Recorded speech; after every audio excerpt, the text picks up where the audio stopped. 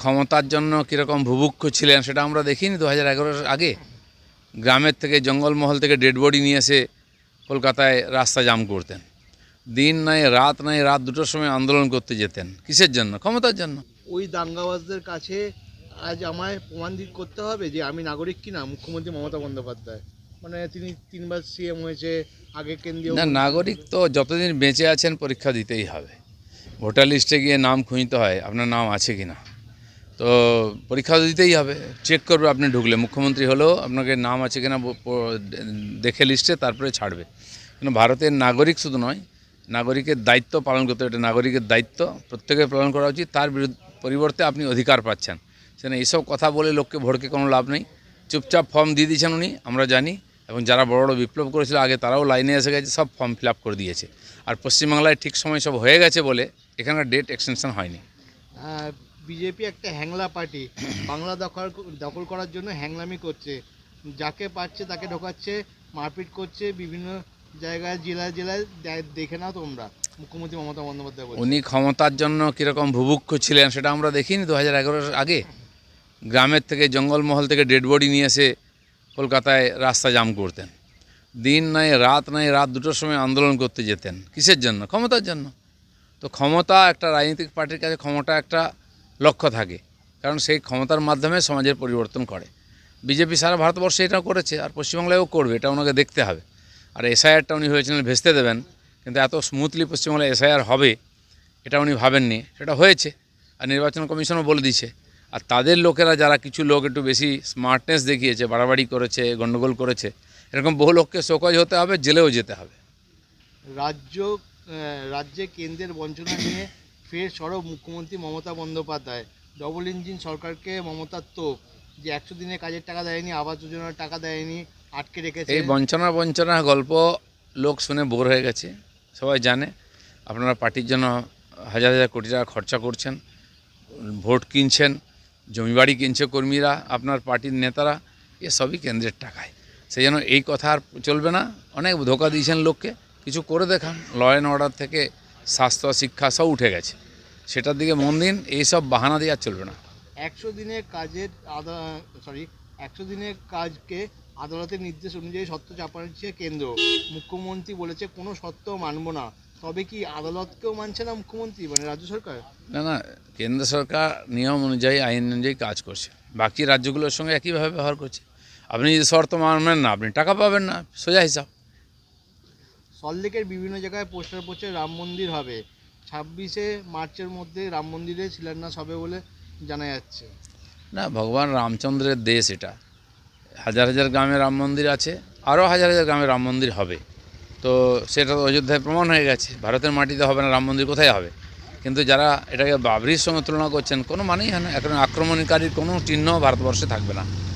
SIR নিয়ে সরকারি সহায়ক রাজ্যে বিভিন্ন প্রান্তে হেল্প ইউনিট ডেস্ক নজরে আসছে। এসআইআর যেভাবে হয়েছে, সাধারণ মানুষ যেভাবে সাড়া দিয়ে নিজের দায়িত্ব হিসাবে পালন করে সফল করেছেন, তারা অবশ্যই ধন্যবাদের পাত্র। মমতা ব্যানার্জি এবং তাদের চেলাচামুন্ডারা যেভাবে লোককে বিভ্রান্ত করছিল, লোক তাতে পা দেয়নি। এবং বাকি যে কাজটা 2 মাস ধরে চলবে, ভেরিফিকেশনের কাজ, বহু লোককে ডাকবে এবারে নির্বাচন কমিশনের লোকেরা, এবং সেই ডাকে সাড়া দেবে। আর যে এলে যাতে লোকে বিভ্রান্ত না হয়, বা বাকি লোকেরা এই যে খসড়া লিস্ট বেরোবে তাতে নাম আছে কি না, এটা সাধারণ মানুষকে সাহায্য করা উচিত, যাতে তারা নিশ্চিন্ত হন যারা নাম দিয়েছেন।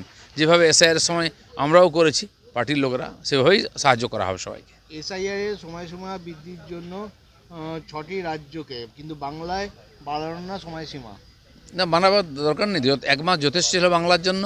মমতা ব্যানার্জির লোকেরা ঝামেলা করে আটকাবার চেষ্টা করেছিল, হয়নি। সাধারণ মানুষ নিজের দায়িত্বে এটা পালন করেছেন। ফর্ম চেয়ে নিয়ে গেছেন, 1 সপ্তাহের মধ্যে ফর্ম জমা দিয়ে দিয়েছেন।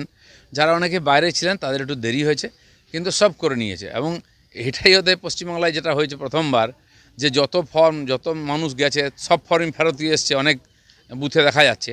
তো এটা একটা মানুষের আগ্রহ দেখা যাচ্ছে। সেটা ঠিক কি ভুল, সেটা কমিশন আর তদন্ত করে দেখবে।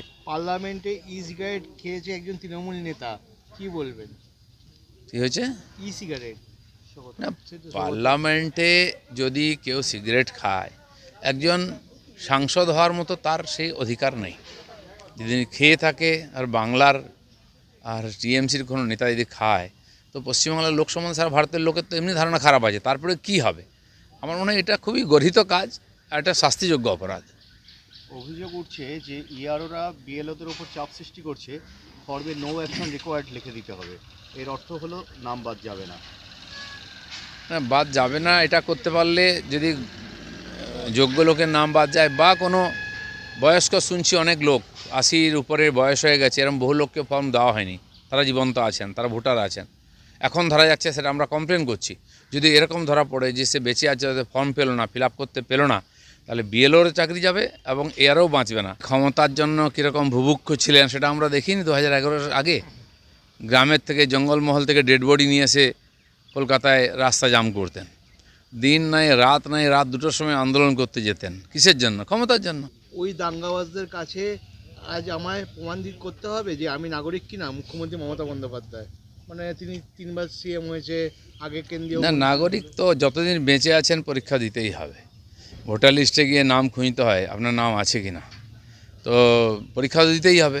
চেক করবে আপনি ঢুকলে, মুখ্যমন্ত্রী হলেও আপনাকে নাম আছে কিনা দেখে লিস্টে তারপরে ছাড়বে।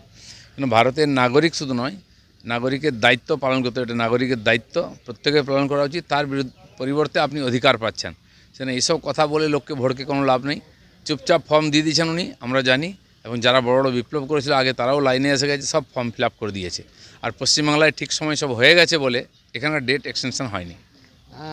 বিজেপি একটা হ্যাংলা পার্টি, বাংলা দখল করার জন্য হ্যাংলামি করছে, যাকে পাচ্ছে তাকে ঢোকাচ্ছে, মারপিট করছে বিভিন্ন জায়গায়, জেলায় জেলায়।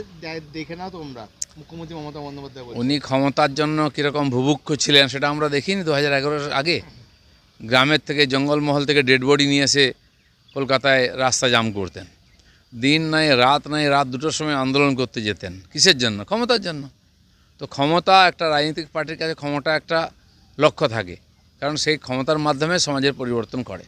বিজেপি সারা ভারতবর্ষে এটা করেছে, আর পশ্চিমবাংলায়ও করবে, এটা ওনাকে দেখতে হবে। আর এসআইআরটা উনি হয়েছিলেন ভেস্তে দেবেন, কিন্তু এত স্মুথলি পশ্চিমবাংলায় এসআইআর হবে এটা উনি ভাবেননি, সেটা হয়েছে। আর নির্বাচন কমিশনও বলে দিয়েছে। আর তাদের লোকেরা, যারা কিছু লোক একটু বেশি স্মার্টনেস দেখিয়েছে, বাড়াবাড়ি করেছে, গণ্ডগোল করেছে, এরকম বহু লোককে শোকজ হতে হবে, জেলেও যেতে হবে।